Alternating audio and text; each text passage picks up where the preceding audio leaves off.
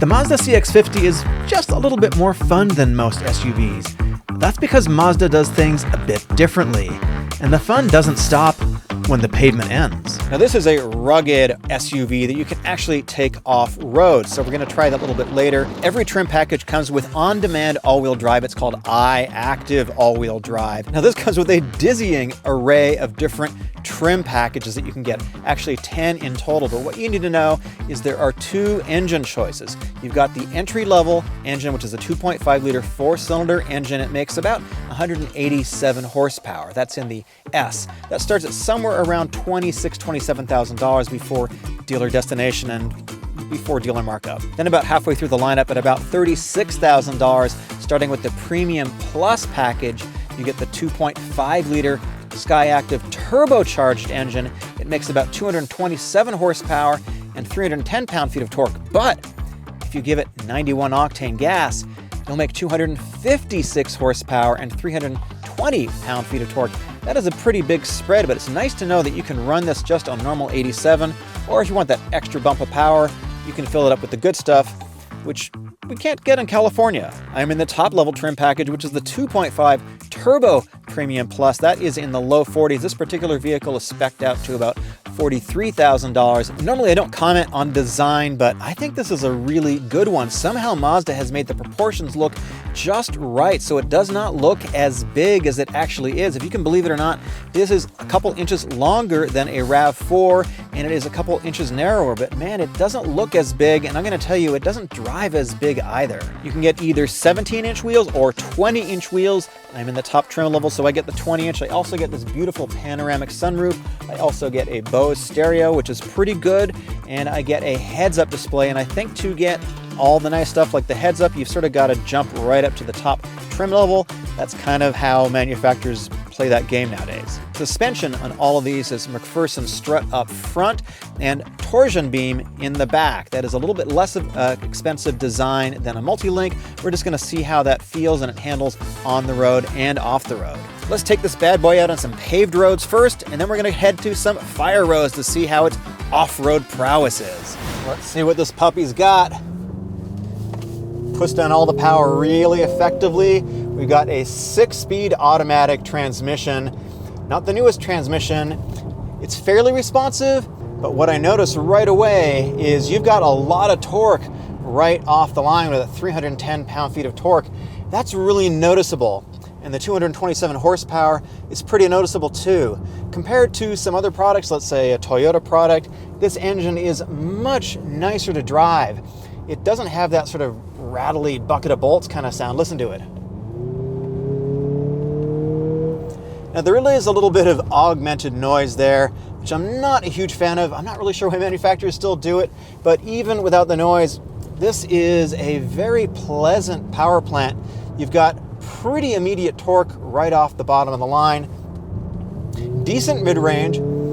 It's certainly not fast, but it is certainly fast enough in my opinion. And what I also like about this is the handling. This drives like a smaller vehicle than it actually is. I've driven many Japanese SUVs, many domestic SUVs, and to some degree or another, they all kind of feel like boats. This has a firmer suspension. This is a tauter setup. So this feels much more engaging and much more natural to drive. I don't feel like I have to manage the weight so much. And this is actually a fairly light SUV as far as they go, especially for an all-wheel drive SUV. This is about 3,900 pounds. And that might sound hefty, but in today's day and age, it's actually not that heavy at all. The steering in here is pretty good. This is pretty typical Mazda steering. It has got some heft to it, which I like. It is not overboosted, unlike many of the manufacturers nowadays that tend to overboost their steering. I'm not a big fan of overboosted steering. This has got some decent feel to it, but it has some heft. And all the controls in here feel really natural and linear. When I press the gas, I get fairly instant throttle response. There is a slight hint of turbo lag. When I turn the wheel, the turn-in is pretty good, but mainly what I'm not getting is a lot of rolling body motion like you would find in a lot of other SUVs that are perhaps a little less sporty than this one. Not to say that this is a sports car by any means, but this seems to handle bends really, really nicely, and I have a lot of confidence driving this thing. This just sort of drives smaller than it is, and I'm kind of hustling around the corners here, and this is something that I can't believe I'm actually doing. Now, there is a little bit of a drawback, and I'll tell you what that is, but let's put it in sport mode first. All right, so that's going to alter the throttle response a little bit. I'm going to get a little bit earlier throttle, I think. Going to be a little bit more responsive. The steering, I don't know if it feels different or not. Maybe it's a little bit heavier. Sort of hard to say. I'll give you that feedback in a moment. This is a fairly engaging SUV to drive, and after all, this is the company that makes the MX-5, the Miata, and Mazda is all about driver engagement. So if that's important to you, I think this is something that is probably going to be, you're probably going to like that. Brakes are pretty good. Instrumentation is really good in here. It's really easy to see the gauges. They're all legible. They're simple. They're clear. There's nothing fancy going on. They just tell you the information that you need to know. Now, the downside that I mentioned earlier is you do lose a little bit of ride quality because of the way the suspension is tuned, and probably due to the torsion beam rear axle as well. This does not have the plushness, the softness, the gentleness that some other brands have going over bumps. This is definitely a little bit of a stiffer, firmer kind of setup in the compression and the rebound stroke on these shocks. It is very nicely tuned for what it is, and I can see what Mazda is going for. But for some people who are looking for something that is more of a luxury kind of ride, this is probably not it. This is definitely a little bit more in the sporty end of things. We're going to see how this performs off-road in a minute, but I think the suspension tuning is pretty much in keeping with what we can expect off-road. If there's anything about the driving experience that I think could be improved, yeah, the 6-speed automatic transmission is a little bit slow to respond. It's not the newest, but this is hardly a deal breaker. This is a pretty engaging SUV to drive, and like I keep saying, it just somehow, it drives like a car. It just doesn't drive as big as it actually is. The brakes are pretty good in here too. The brakes inspire a decent amount of confidence. And overall, the car is giving me a lot of feedback about what is going on with the road. And some people might like that, some people might not, but you're getting the information in here. Mazda is a smaller company, and you can tell where they put their attention on this. And that, of course, is in this interior, which is pretty nice for the most part. And the driving dynamics, for the most part, are pretty nice in this too. And I really do like this engine. It's not the quickest thing in the world. I wish it was a little bit more fuel efficient. I've been getting low 20s. It is rated for, I think, 23 city and I think about 29 highway, 25 combined, I believe. And that sounds pretty much in line with what I've been getting so far in this car. Now, I get that most people will not be hustling their SUVs around corners like I am, but it's good to know that you can do it if you want to.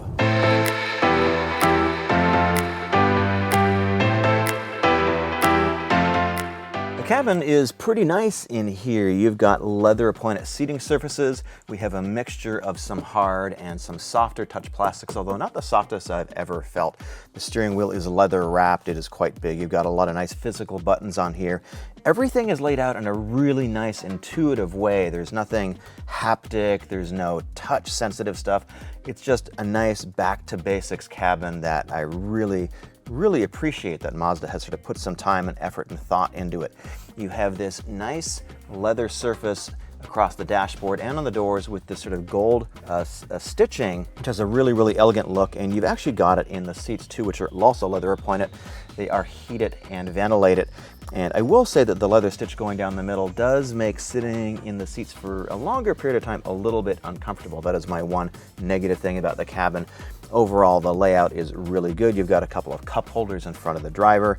You've got a decent amount of storage space in the center armrest. You've got good space in the doors. The Bose audio system is actually pretty decent. It could have a little bit more bass for my taste. And you have this sunroof that goes all the way across too. We'll talk about the infotainment system in just a second. In front of the driver, you've got a couple of traditional dials, which are mechanical on the left side and the right side. In the center is a digital display, which is round, and it is quite bright. It is quite easy to use, and you can configure it to give you different types of information. In front of the driver, you've got a heads-up display, which is quite bright and colorful. It's pretty easy to read. The back is really quite comfortable. You've got a ton of space back here as well. You have a center armrest. I've got a decent amount of headroom, and I've actually got a decent amount of knee room here too. I'm 5'9", so I can sit behind myself pretty easily. And in the back, you've got a ton of cargo space. Because, you know, you could even transport a whole bunch of vacuum cleaners back here. I've got 6 that I put in here pretty easily because I started a brand new vacuum review channel called The Vacuum Nerds. I'll put a link in the description. The infotainment is a little over 10 inches wide, and it is pretty bright. It's fairly easy to control because you have a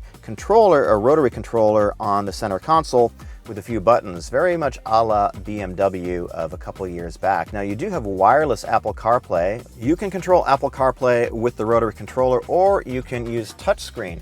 The issue is that the touchscreen goes away once you start moving, so you are forced to use the rotary control once you're moving. Some people won't mind it. I think it's something that I would personally like to be able to use the touchscreen when I'm moving. It has a front camera and a backup camera, and this is some of the highest resolution cameras I have ever seen in a car. They are very good. It is very easy to see what is going on around your car, and you have a couple different display modes so you can check all the way around the car. These are really some of the best cameras I've ever seen in a car. It's very nice to use. Unfortunately, my favorite fire road was closed and it's getting dark, but I did find a nice little bit of off-road section here, which you probably wouldn't take your normal two-wheel drive car on. So let's go up this little hill. I've got it in all-road mode, or rather off-road mode, excuse me. I was thinking Audi. Got some decent little bumps here, and having no problem getting up this at all.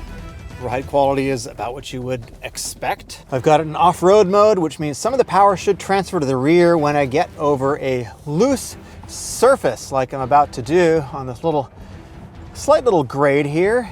So I'm gonna give it too much power and see if the rear tires get the power like they should. Here we go.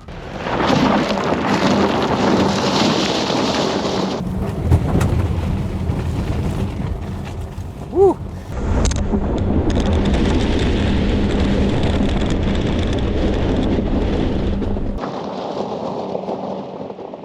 So with our miniature off-road test concluded, I think it's time that we head back and I'll give you my opinions on this Mazda CX-50.